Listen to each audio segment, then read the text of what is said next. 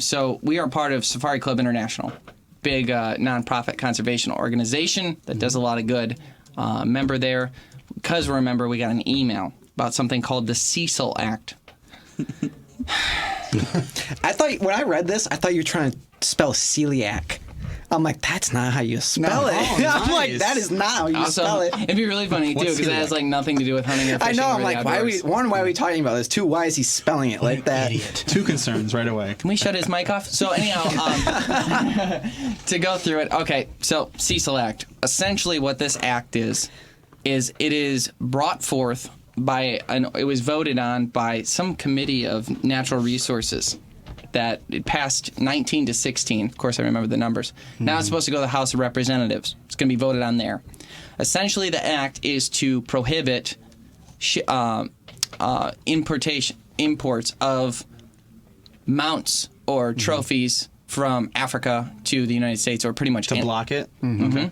Yeah, so basically what it's saying is like you can't bring in, let's say you go hunting of some sort in Africa, you can't bring back your mounts. You're not allowed to. Wow.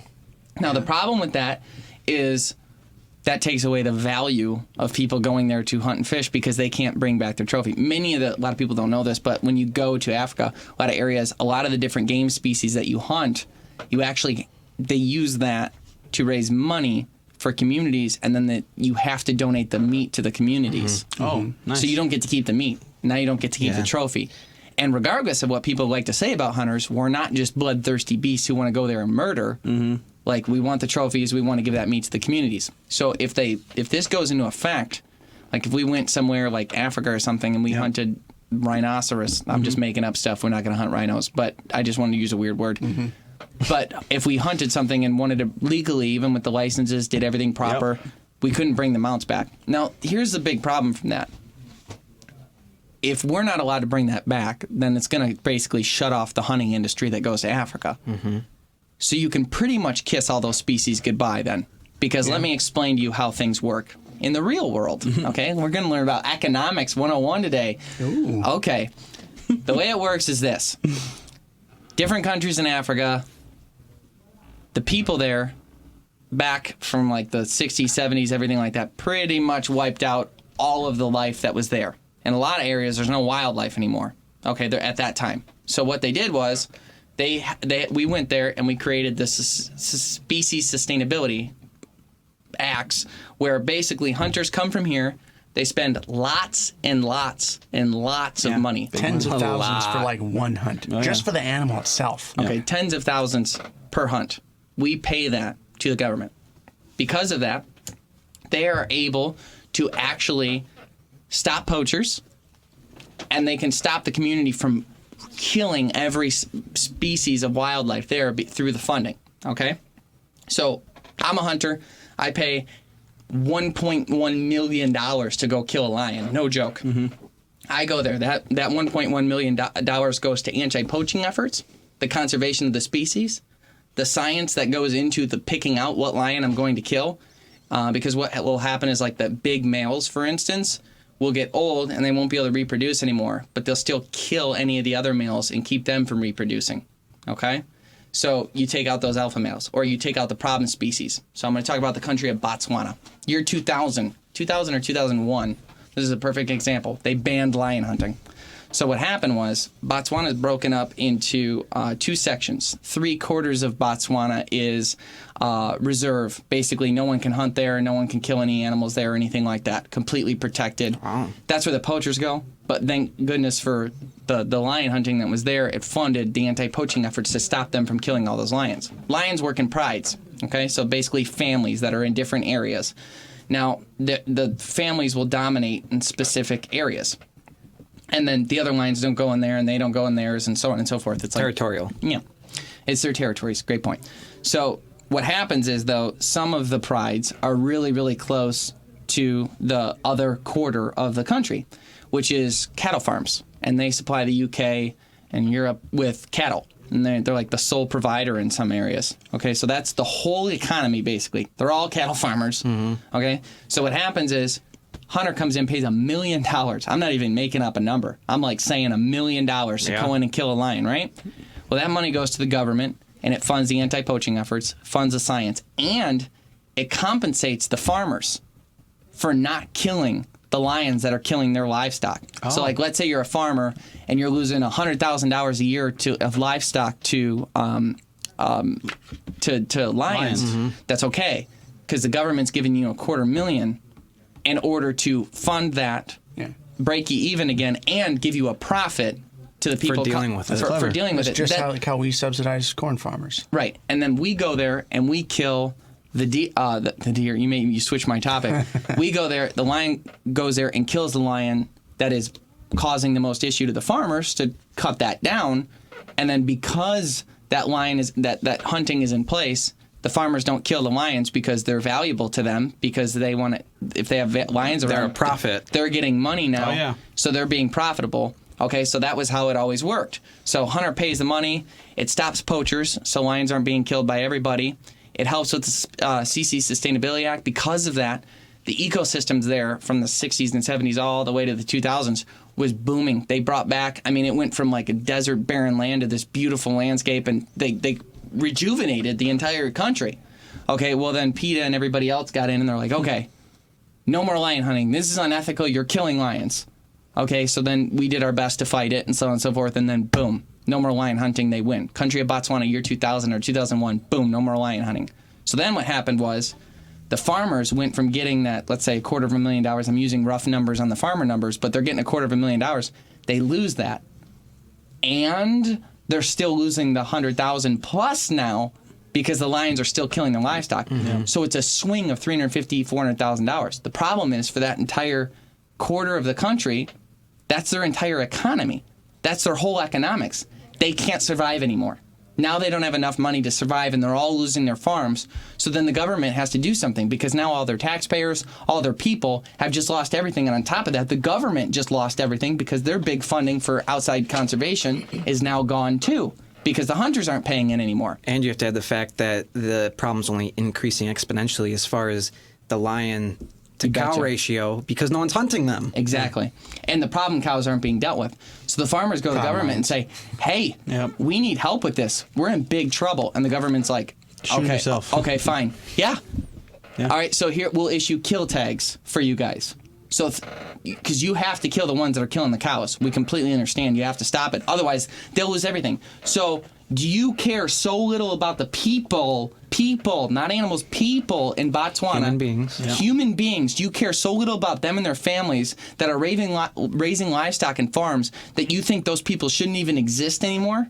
That they shouldn't be allowed to have an income anymore? That they shouldn't be allowed to have a farm anymore? You care so much about the lions that they're not allowed to have a life anymore? No, that's not how this works. That's inhumane. So it is inhumane to humans. People don't understand how much Imagine they being affect. out there as a farmer and watching a lion kill all your livestock, and you're not allowed to do anything, and your kids are hungry, and you're losing your whole farm and your family's business. And You got your it's mind? bad for the lions. Nobody wins in that situation. Nobody wins. I could see where someone could listen to this and say, "Oh, they're being dramatic," but That's how we're it works. not. That's how it works. Out there, there's very small.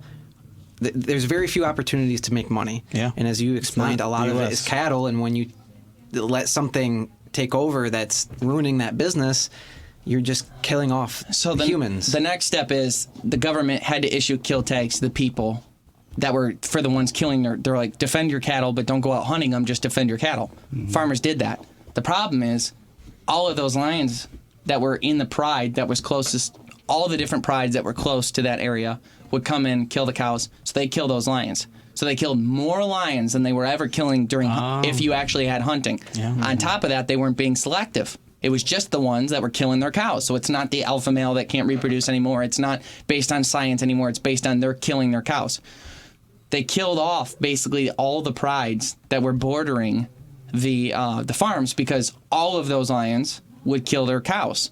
So now that entire area that was surrounding it is now diminished and gone. Okay? Well, what happens with a pride? They mark prides by sound, by roaring and peeing, and different territory things that lions do. The other prides move into that area because now there's open area, and new prides are developed in the area right there. Well, then those ones same thing happens. More kill tags are issued because they're eating all the cows. Oh. They're just defending the cows. Then those prides are killed off. So the other ones move in. Those prides are killed off. By the year 2007, almost all the lions are gone.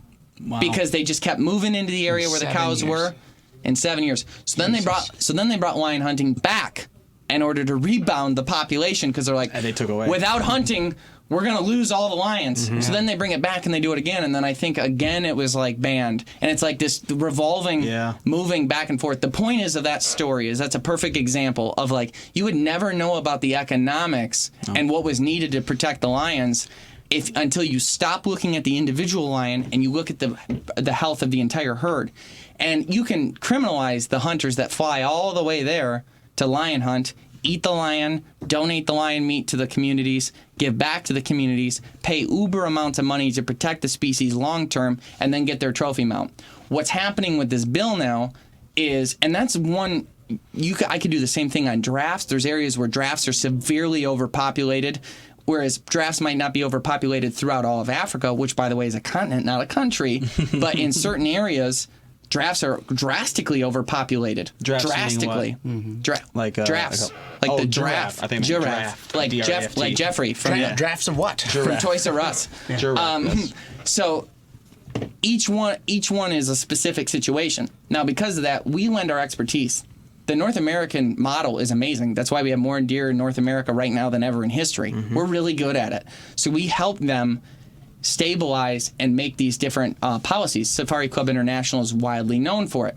Now, the example I gave of Botswana is one of many. Giraffes, rhinos, you can go through all these different things. All the species, and there's an individual story in an individual area. And the thing is, because there's an individual like for each species in each area, there's a certain story like this that I just gave.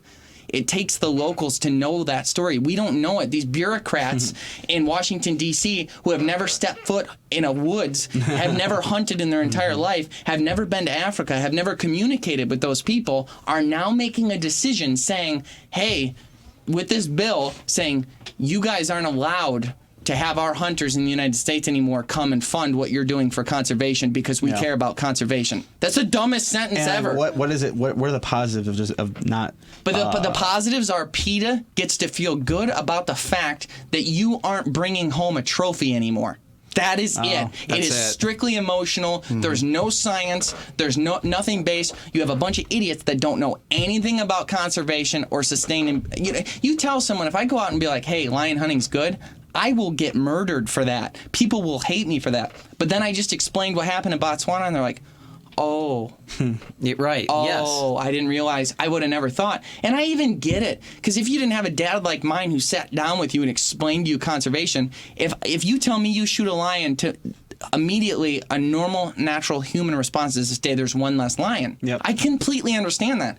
But you have to look at the entire population as a whole. Oh, by taking out that one male that was an alpha male that would kill all the other males and keep the females from being able to reproduce because they can't reproduce anymore, you're actually going to help make more lions. Yeah, fine print. Because of this, you're keeping the farmers from wiping them out because they would lose their entire cattle industry otherwise. Oh, because of this, the economics. Oh, if there's no hunting in Botswana and you don't have, and the other part of that I didn't mention too, because that money wasn't there, there was no stopping the poachers either. Right. So it wasn't just the lions moving into the cattle area. They were also being just ransacked in the black market because there was no anti-poaching efforts. And all these people no policing because it's not funded. On that money, they now have to poach out of necessity because otherwise how are they going to feed their families? Correct. So you have additional poaching on top of the poaching that was there before, just because you decided you didn't want. Because you got mad because someone posted a picture. Yeah. Of And what you're doing, and honestly, what Washington's doing is they're now determining,